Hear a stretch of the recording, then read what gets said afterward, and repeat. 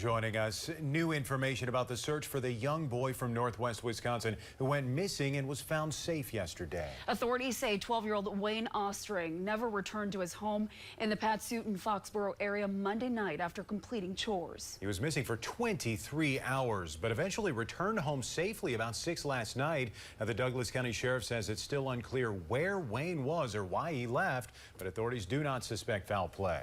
And while we're working to learn more about this case, Northern News Now's Madison Green walks us through the thought process for responders to missing children from one of the squads that helped bring him home.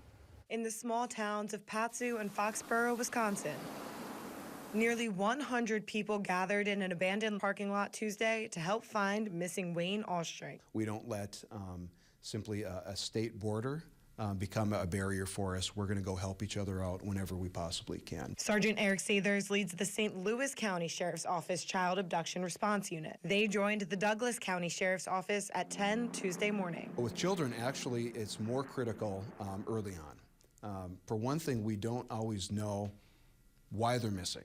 We may assume they're missing because they're lost and wandered away from home, but there's always the chance that this is a potential child abduction. In addition to law enforcement, Sathers says another critical resource in these situations is the public. We might put out press releases to local media outlets that might have the child's photo, for example, or other information that we need the public to just be aware of. Douglas County Sheriff Matt Izzard was grateful for those who showed up without a badge. The work of all these good folks here, most of them are volunteers, and we couldn't do it without them.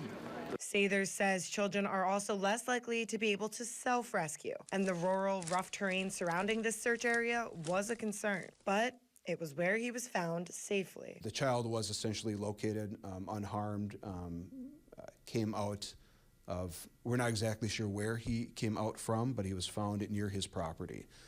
We believe that our search efforts were responsible for getting him to reveal his location.